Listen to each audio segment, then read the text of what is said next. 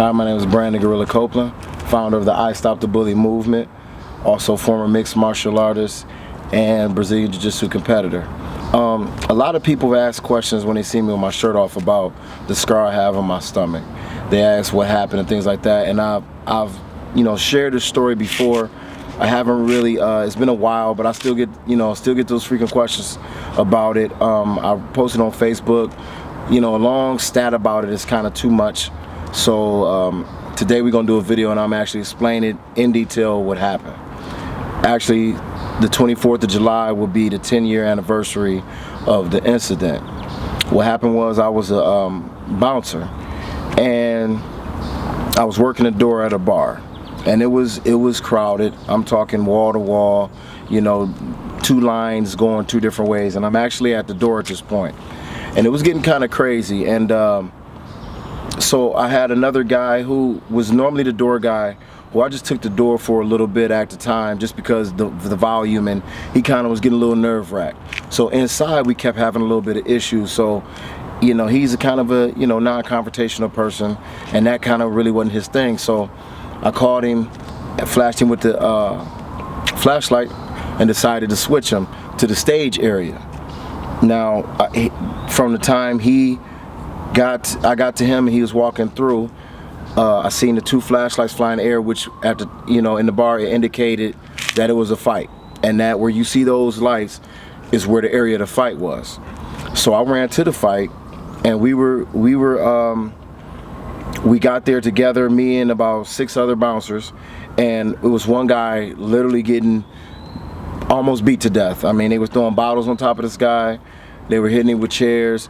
So the other bouncers spreaded the other people the opposite direction, while the guy that I had seen on the ground, I helped him up, but he was kind of in and out of consciousness. So I grabbed him and I lifted him, and what happened was he bit me in my inner thigh. He was kind of under the impression that I was probably one of the guys who was jumping on him, which I understand that he was discombobulated, whatever. So I informed him. I said, "Hey dude, chill, I'm security." So he was fine. He apologized. He asked me not to take him out of the, not to take him out the same way, take him a different way so he won't have to run into those guys again. I was like, you know what? The cops normally hang around this area. I'll walk you to the door this way. So I walked him to the door that way, and as we're walking, another incident started to happen. I kind of turned my head for a second, and this guy tries to punch me. So when he tried to punch me, I pushed him down, and he fell in between the back door, and his legs were still in the building. He fell in between the back door, and his back was outside of the building. So I walked over to him to get him out, and someone called my name from the back, and I literally turned around, probably for 2 seconds. Literally was 2 seconds. And when I turned back around, he was sitting on his butt and his hand was doing this motion. Now, I didn't feel anything. I thought personally he was punching me. So I'm standing there and I'm looking at him and I'm not understanding what he's doing. So I pushed his head down, and when it did, I felt the liquid go up like the side of my face. Still not aware of what's going on. So when I took a step back and headed towards the bar, I could feel like this liquid going down my leg. When I looked down, I had on cargo shorts and they was covered in red. It was all blood.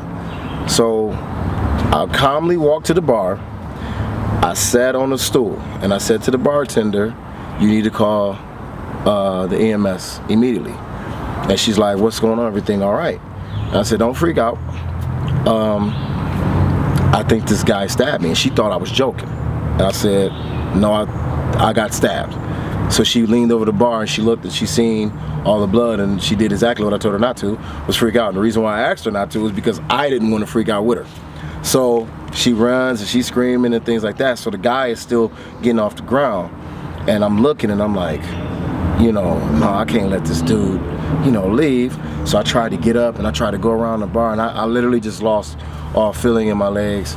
And a friend of mine, David Q, who was working in the kitchen at the time, he comes out of the kitchen and he, gets his guy, socks him, drags him to the ground, and they're tussling. And at the same time, people are calling for the security. So all the security came over, they got the guy, took him out back. He never got a chance to get away. And actually, what's really disgusting about this guy is when I fell to the ground after I wanted to stop him, he smiled at me and wiped the knife off on his shirt. Like yeah, I got you type thing. So they took the guy out, and I'm laying there on the floor, and all I could remember was the year before, a friend of mine named Scott Marshall, who I was bouncing with downtown Toledo, he got stabbed a few times. I think it was maybe 4 times, and he died. So I remember talking to the paramedic that night because I was there.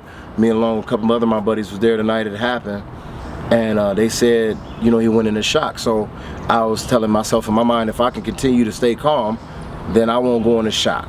And that's the last thing I wanted to happen.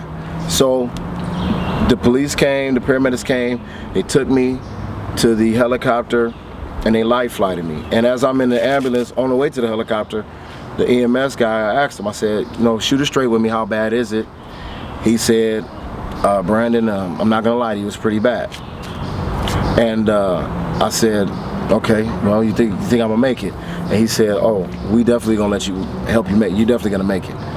And I was told later that he went back to the bar and kind of had a breakdown, like, he didn't feel that it was possible. Like, he thought that I probably wouldn't make it through the night.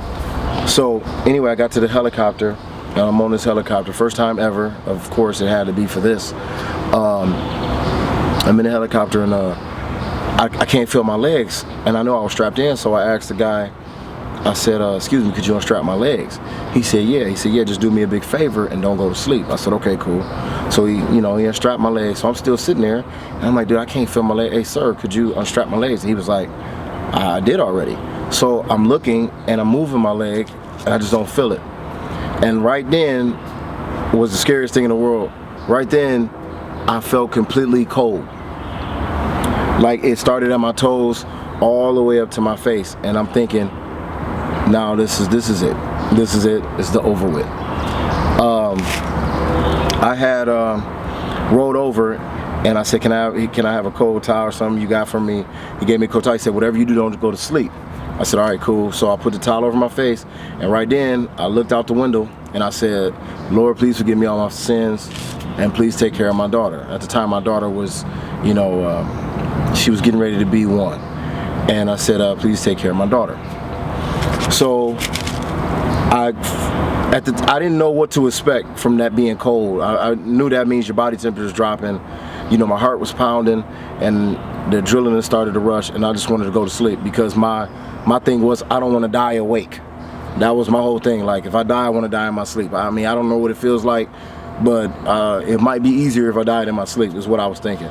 So I wound up going to sleep anyway, and all I remember from there being raised up, and it was this big light. And it's funny, this is a true story, it's funny, and I'm looking, I'm like, damn, I made it.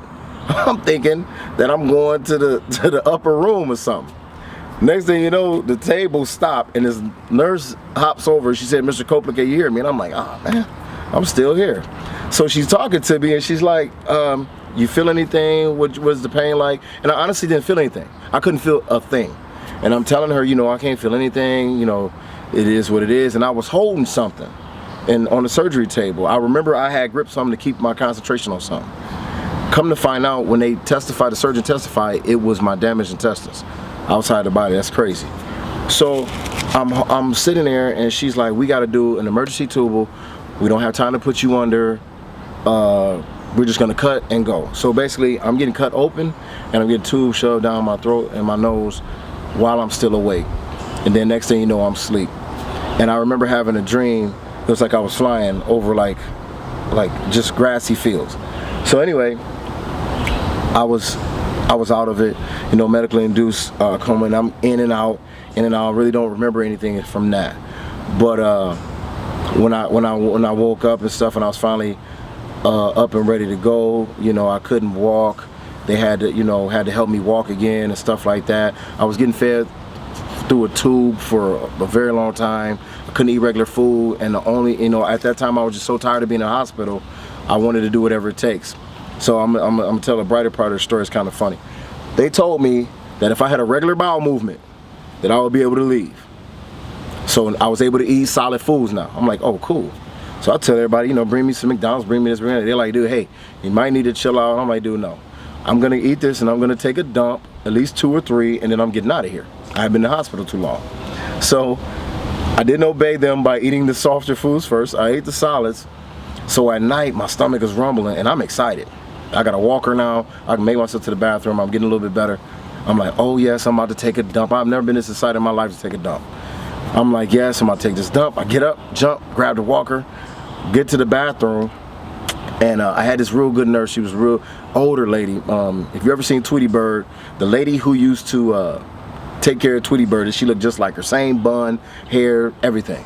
She was really good. She forced me to walk. She forced me to do all of that. She really helped me out.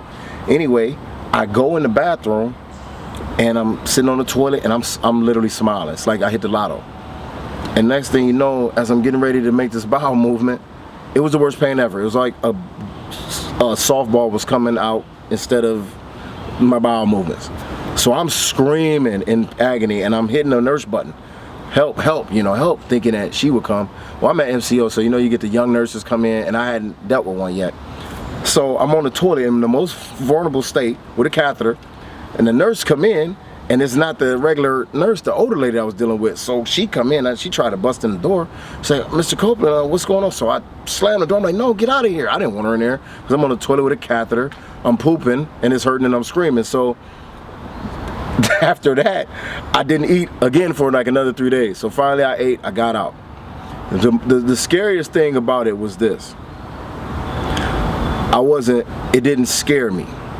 At that time I was living, I was wild, I was drinking a lot, you know, working at bars, getting in fights, not really handling things. At the time, my daughter's mom was giving me a lot of issues before I got custody of her. And at that time it was crazy because I felt like if I died, then my daughter would be better off because her dad's an idiot. And that was the scariest thing about it. You know, like I never understood that why I wasn't scared. And then I think about it now, what I do, stuff I do with the I Stop the Bully stuff, and you know, talking to people who feel like there's no hope. I was one of those people at that time. And honestly, I wasn't scared to die, and it was just weird. Now I have a purpose. I found my purpose. And now if I catch a bad cold, I'm freaking out. I don't want to die now. I'm terrified of it to death now. Back then I didn't have no purpose. I was just clowning. So now, you know, I tell everybody it's a big difference from having a purpose and not having a purpose. And I hate to see people commit suicide and things like that, because I almost can say I understand to a certain extent, because I was living with no purpose and I was living like an idiot, you know, until now. Now I know my purpose. I have kids now. I can't go nowhere until it's time for me to naturally leave this earth. So that's the story when I got stabbed. Enjoy it, like it, share it, but that's it. That's why I have the scar I have. I was stabbed 5 times in the abdomen. This is where the first, he stabbed me more here, like 4 times here, and then 1 on the side, and this is where the surgery came through. They took out 2 feet of intestines, and they took out an inch of my colon. So if I gotta take a dump, I'm gonna take a dump. I have no shame. I'm gonna have to take a dump, you know. I was taking dumps on first dates. I didn't care. If I was at your house, it was over with. Because that inch of colon missing plays a very big part in your bowel movement. So take care. Check my YouTube channel out. That's coming very soon. We're gonna put this on the Kennel channel for right now, but I got a YouTube channel coming very soon. We got some big things coming, man, with I Stop the Bully and Life Champion. So take care.